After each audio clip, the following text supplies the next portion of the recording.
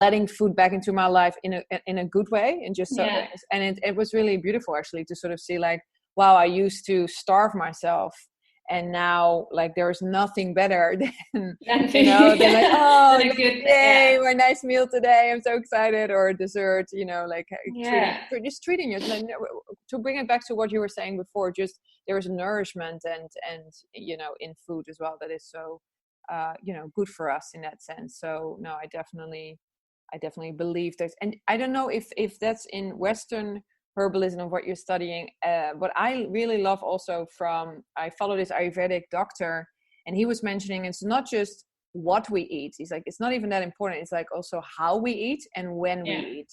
I think that a lot of people, like for example, I don't know what you do, but I follow I do intermittent fasting. So I follow like really specific times, like that's my lunchtime. I don't eat anything after 8, and between 6 and 8 I have my dinners, where normally you were just mentioning we've lived in Portugal. In Portugal, people eat at like 10 o'clock at night or something. So I like it like that. Is that something that you also take it with you with your work? I think again, food, I think it's so personal. So for me, just personally, I really need to eat in the morning, so I can't. I mean, have I ever intermittent fasted? I just, for me, like food first thing is a really important thing, just because of my kind of general constitution and who I am. So I always think, again, it's working with the individual and what works for them. The one thing I would say that I would always encourage everyone to do around food, and something that many people aren't doing, is slowly eating and sitting down and eating with, if you can, with other people, but if you're not eating with other people, without distractions, because the process of eating is actually again, it's kind of a sacred thing. You're like, this food is actually nourishing me and keeping me alive, and having that in mind when you're eating is going to change your body's reaction to the food, because you're gratefully eating. You're not just shoving it in your mouth and then running off and doing something else. So I think times of day are really important for some people with food, and then other people might benefit more from just slowing down around food a little bit. But I know some people like you who find intermittent fasting really good for them, and then other people I know just can't. It just doesn't really sustain them. So it's very. I definitely don't. You know, every time someone asks me a question about it, it's like, this is not for everyone. It's very personal. For me, it works very well because I love how light I feel, and I also really love like that. You know, I go to bed, like I sleep way better now, because there is just, you know, there's such a time period where, you know, I'm just not eating, and you know, it's just so. Whereas normally I felt like, you know, sometimes even going to bed bloated or like a bit heavy was really crappy. And I don't know, I just feel during the day, I feel really good as well. But I really agree with what you're saying, because it's something that I'm really trying to be stricter with myself. Like, you know, maybe I can read a book or a magazine, but absolutely no devices. My phone is gone, my computer is gone. I'm really, even if I'm eating by myself, it's kind of like it's my time, you know, like meal times should be sacred. I mean, I think traditionally they are. And if you really value yourself, if you've actually done a lot of what you would kind of want to eat that way, because you don't want to be like overstimulating your mind, because then your direction is in two places, and really it's kind of nice to put that energy into this food. And also, if you've lovingly prepared food and then you just kind of eat it really quickly, it's kind of like, oh well, that was kind of a waste of that energy. Exactly. And I love what you were just mentioning at the beginning, which I definitely want to ask you a few things about, because I am absolutely obsessed with tea as well. Like I have a whole after we stop recording, I quickly will show you my little tea corner here, because it's like I love it so much. Is it something like, do you also make your own tea? Would you have can you share a little bit of your favorite teas? Like I mean, I can do a whole podcast on tea.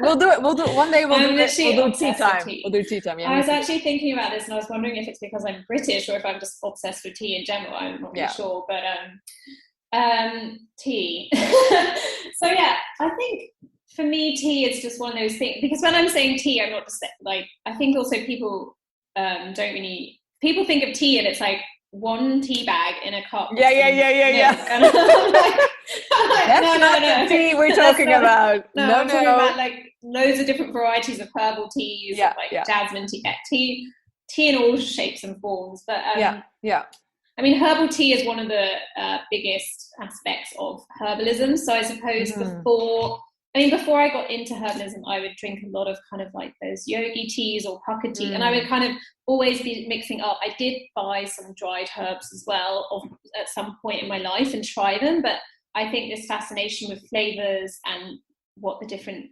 herbs can do has really developed over the last 2 years. So I have quite a large home apothecary now, which is full of herbs that I get from an organic herb wholesaler, and also I'm now growing my own herbs in my garden, so eventually they'll also go into my tea blends. And I think it's just a really beautiful thing. So I tend to, when I'm preparing a tea blend, so I'll make, at the moment I'm just making them for friends, and I'm hoping to open my own tea apothecary in the next like 6 months or so. You do have it on your website, right? Like you have. Yeah, it's coming soon. I'm excited. It's like a lot of, I kind of view, again, it's like kind of a sacred thing. So it's quite a mindful blending, but I also often will kind of use the space quite mindfully. So I'll chant a mantra when I'm kind of preparing tea, or I'm kind of thinking like energetically which herbs will go best, but in terms of flavor, which herbs go best. And it's actually it's kind of like a beautiful art form in a way, blending different herbs. And then obviously the pouring and the tasting of herbs is also very mindful, and you can do a whole tea meditation around tea, which I think is becoming a little bit more popular now as well. And in Asia, it's quite a big thing. So do I have favorite teas? I mean, like in terms of flavors, I mean, lemon balm is a beautiful herb. And I use that a lot.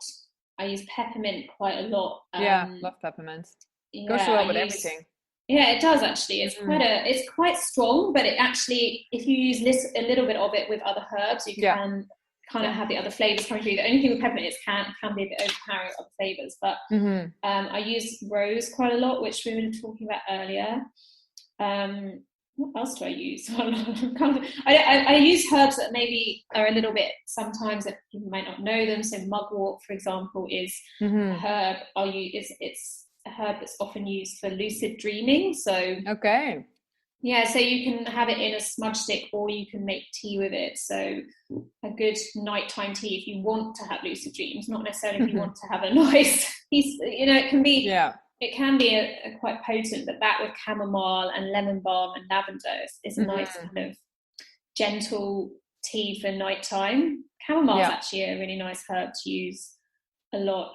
Especially during this time where we've been quite anxious, like the whole world has been anxious. I've been using a lot of nervine herbs, which are the really calming, grounding herbs. Red clover is a really nice herb. I mean, I literally could go on. So.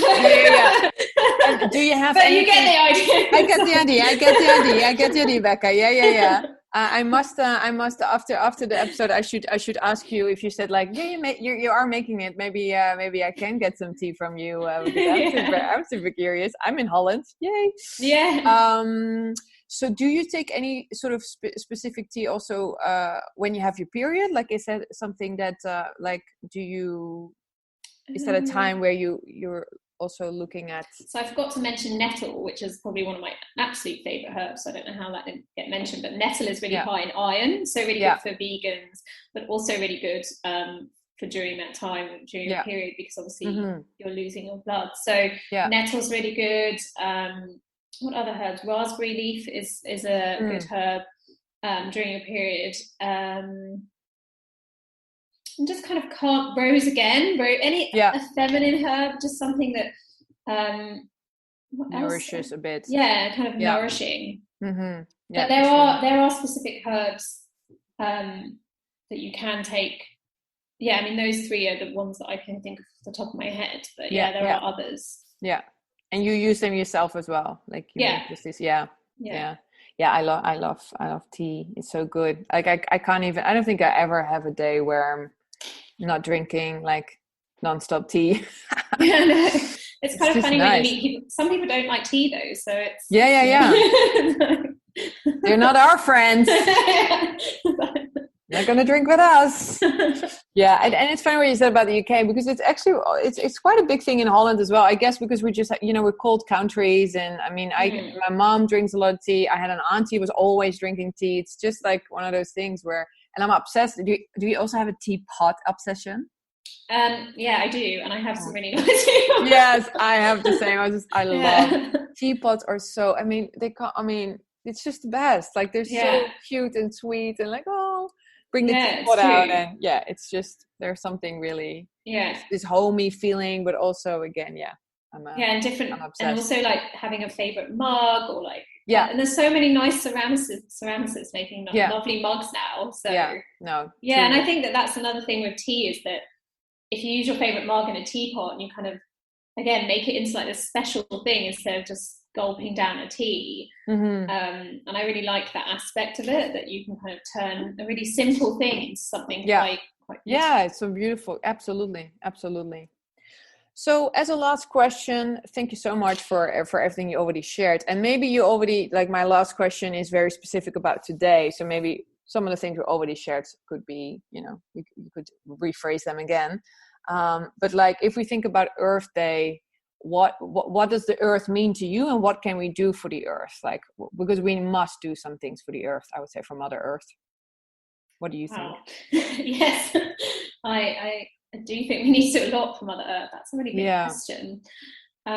What Earth means to me? Well, I mean, Earth is just, I mean, for me, Mother Earth and Mother Nature, it is ultimately our home, but we're not separate from Mother Earth or nature, which I think is unfortunately the paradigm that we've been living in for quite a long time. And it is shifting, this idea that we control the earth, and we have all this kind of power, and the earth is just there as our kind of at our disposal. And obviously that's not the case, and I think generally we just need to show Mother Earth a little bit more love and appreciation. Absolutely. And I think if people start, this is actually a really interesting thing linking to herbalism, because I think if people started understanding a bit more about the plant kingdom and how amazing plants are, even just that plants can actually communicate with each other, and just how many properties they have, and the fact that then they all have kind of personalities, and just this kind of appreciation for nature in that sense, that we've kind of lost a little bit, because we're quite a big city dwelling people now.